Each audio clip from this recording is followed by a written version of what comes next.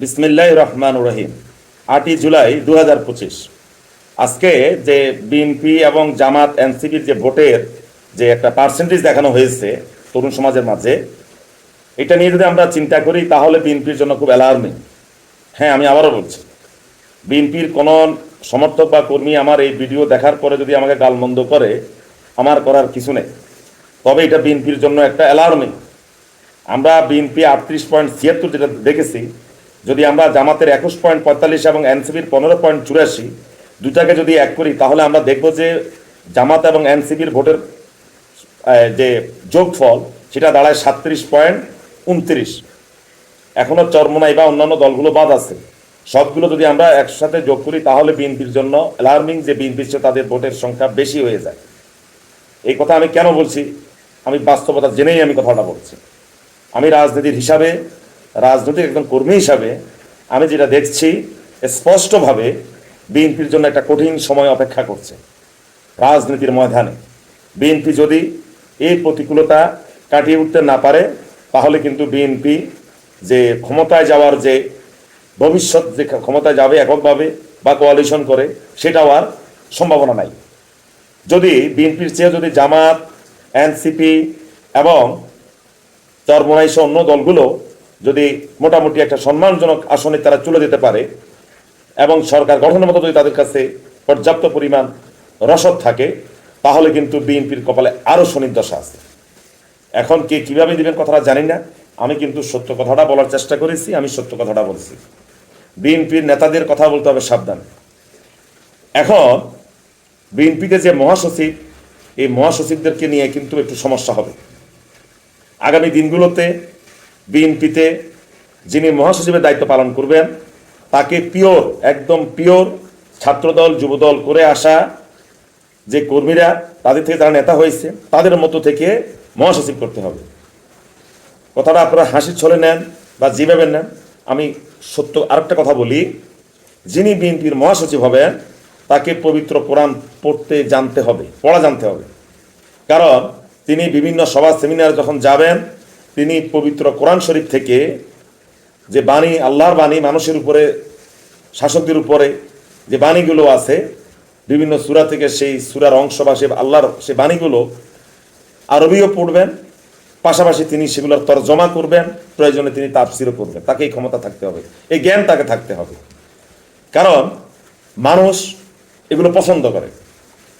কোনো নেতা বা কোনো কর্মী যদি মারা যায়, বিএনপির মহাসচিব যিনি ঢাকা শহরে আছেন, তাকে ছুটে যেতে হবে এবং বিএনপি মহাসচিবকে কর্মীর জানাজায় ইমামতি করতে হবে।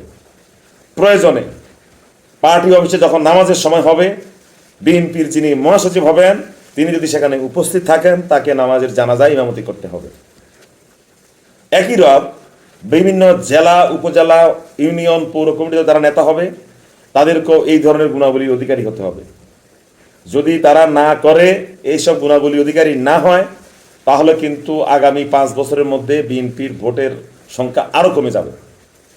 কারণ বাংলাদেশের মানুষ জাতে মাতাল তালে ঠিক, একটা কথা আছে না, বাংলাদেশের মানুষ কিন্তু ঘুষ খাবে, পরের সম্পদ আত্মসাৎ করবে, দোকানে বাকি খেয়ে টাকা দিবে না, দোকানে বাকি খেয়েছে, দোকানদার মারা গেছে, সেই টাকা সে আর দিবে না, আরেকজনের জমি দখল করবে, আরেকজনের নামে গীবত করবে, আরেকজন নামে কুৎসা রটনা করবে, ব্যাংক থেকে ঋণ নিয়ে সে ঋণ মেরে দেবে, সব কিছু বাঙালি করবে। কিন্তু তার সামনে যখন তাকে রাসূলের সুন্নতের কথা বলা হবে, যখন তাকে একটু আরবিতে কিছু বলা হবে, যেটা ফার্সি আরবি তো তার বুঝবে না, বলে যদি একটা একটু সুন্দর বুঝাই টুজাই দেওয়া হয়, বাঙালি ওই লোকটাকে পছন্দ করে এবং ওই ব্যক্তিকে সে পীর মানা পছন্দ করে। এটা হলো বাস্তব রিয়েলিটি। আমি বলছি অধিকাংশ মানুষ এই ধরনের।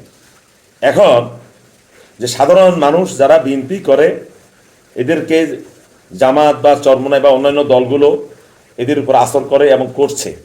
ইতিমধ্যে বিএনপির অনেক সক্রিয় নেতা এবং কর্মীদের স্ত্রী এবং কন্যাদেরকে জামাতের মহিলা শাখায় সদস্য দিয়ে ফর্ম পূরণ করা হয়েছে, তারা সদস্য হয়েছে।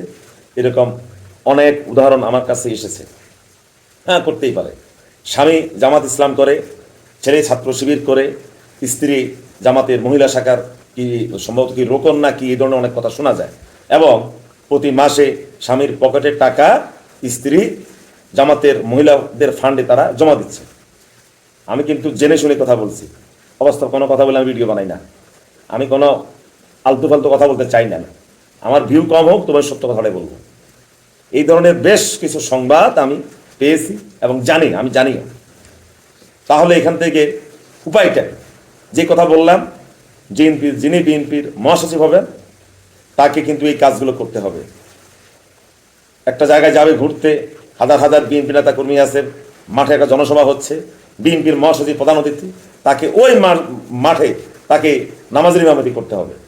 তাহলে যে সাধারণ মানুষগুলো, কামার কুমার জেলে চাষি যারা আছে, যারা বিএনপি করে, রিক্সা চালক অটো চালক, তারা যখন একটা বয়স হয়ে যাবে, তখন যখন তারা দেখবে তারা যে দলকে সমর্থন করে সেই দলের নেতা আল্লাহওয়ালা, আল্লাহ ভক্ত, রাসুল ভক্ত, রাসুলের হাদিসের কথা বলে, আল্লাহর পবিত্র কালাম থেকে উদাহরণ দেয়, তখন এই মানুষগুলো কিন্তু এই বিএনপিকে আঁকড়ে ধরবে, আর অন্য কোথাও যাওয়ার চেষ্টা করবে না। নতুবা একটা বয়সে গেলে কিন্তু বিএনপির এই সকল লোকদেরকে জান্নাত বা এই ধরনের কথা, জান্নাতে যাওয়ার কথা বলে বা একটু মানে যেভাবে বোঝানো যায় আর কি, বলে তাদেরকে বিএনপি থেকে সরিয়ে নেওয়া হবে। আবার অপরদিকে কিন্তু আওয়ামী লীগের মানুষ যতবারই হজ করুক, মাগার তাদেরকে কিন্তু আবার আওয়ামী লীগ থেকে কেউ সরাতে পারে না। খুব কম সংখ্যক, হাজারে একজনকে সরানো যায় কিনা সন্দেহ। আমি কিন্তু বাস্তব কথাই বললাম। তো যাই হোক, যে কথা বলছিলাম, বিএনপির মহাসচিবকে নামাজের ইমামতি সহ যাবতীয় যত ধর্মীয় কাজ আছে, ধর্মীয় কর্মকাণ্ড আছে, সবগুলো করা শিখতে হবে। তা না হলে কিন্তু বিএনপির সামনে আরো অনেক বিপদ আছে। ধন্যবাদ সবাইকে, সবাই ভালো থাকবেন।